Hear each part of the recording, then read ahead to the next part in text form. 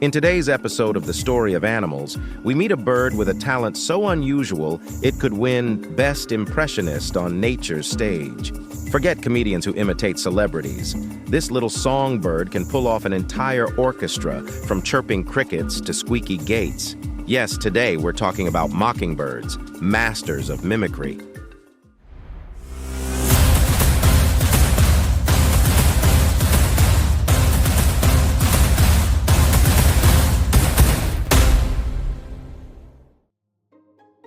At first glance, the mockingbird doesn't look like much.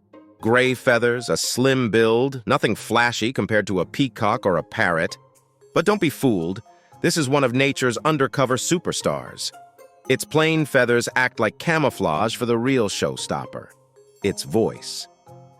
Mockingbirds belong to the family Mimidae, and their claim to fame is exactly what the name suggests. They mock or imitate. But mocking here isn't about making fun of someone.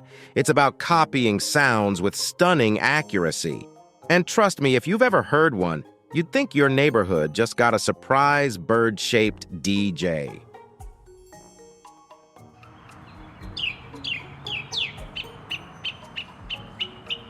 Here's the jaw-dropper. A single northern mockingbird can mimic up to 200 different songs in its lifetime. Imagine scrolling through Spotify, and every track is performed by the same gray-feathered artist. One moment you hear a blue jay, the next it's a frog croaking, then suddenly a car alarm. Yes, even machines aren't safe from their talents. Scientists believe this mimicry isn't random. Male mockingbirds expand their playlists as a form of courtship. The more songs he knows, the more impressive he is to the ladies. It's like flexing with a mixtape. But instead of bass drops, it's, "Surprise! I can sound like a cricket!" Now you might be wondering, do mockingbirds ever sleep?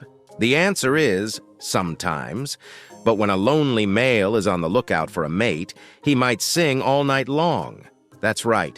While you're trying to get some rest, a mockingbird could be outside your window belting out the greatest hits of the neighborhood. It's funny to think about. A bird smaller than a soda can keeping an entire street awake because it's basically running a midnight talent show. Romantic? Maybe for other mockingbirds. Annoying? Definitely for humans with early morning alarms. But don't let their sweet songs fool you. Mockingbirds are surprisingly fearless. They'll dive-bomb cats, dogs, squirrels, and yes, even humans, if they come too close to their nests.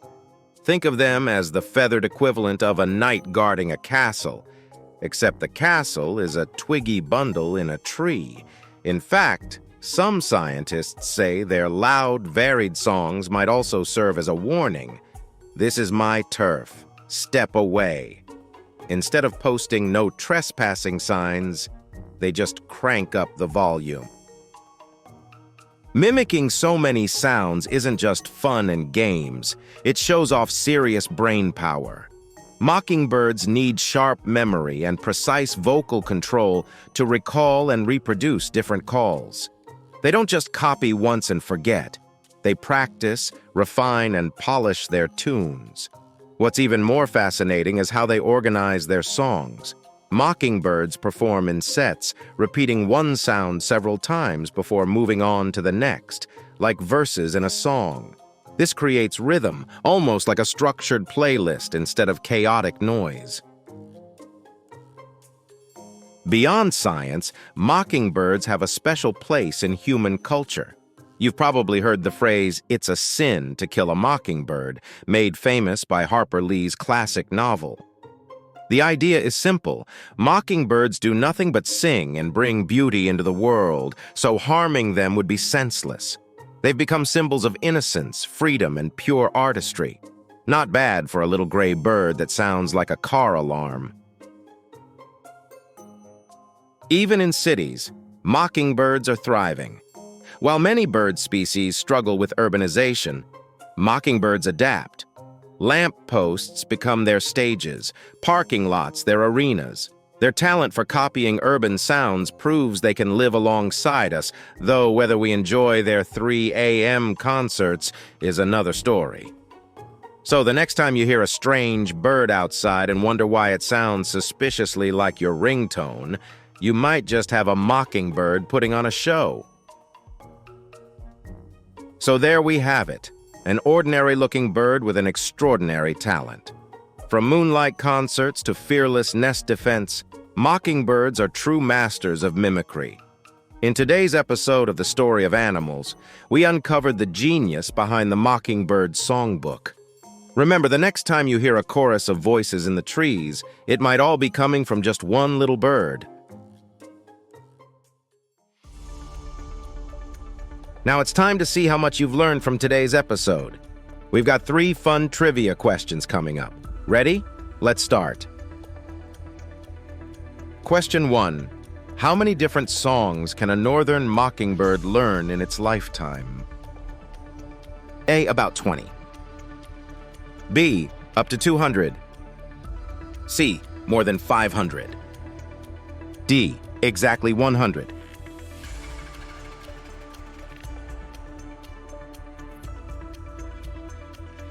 The correct answer is B. Up to 200. Mockingbirds are vocal geniuses, able to mimic hundreds of sounds from birds to machinery. Let's try another question. Question 2. Why do male mockingbirds learn so many songs? A. To confuse predators. B. To impress potential mates. C. To scare away rival species. D. To practice for migration.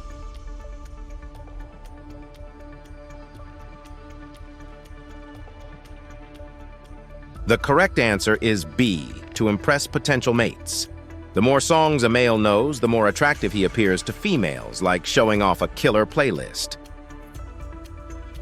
Let's move on to the last question for this episode. Question 3. What unusual behavior do lonely male mockingbirds sometimes display? A. They refuse to eat. B. They sing all night long. C. They imitate predators to scare rivals.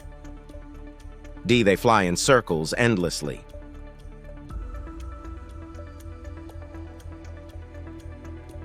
The correct answer is B. They sing all night long. To attract a mate, some mockingbirds perform marathon concerts under the moonlight, even if it keeps humans awake. Great job if you got all 3 questions correct. If you missed any, don't worry. You've just learned some fascinating facts about one of nature's greatest vocalists, the mockingbird. If you enjoyed this video, please check out our other binge-able channels. Thank you for watching. If you have suggestions for our next video, feel free to share them in the comments below. We'll be sure to give you an acknowledgement for your contribution.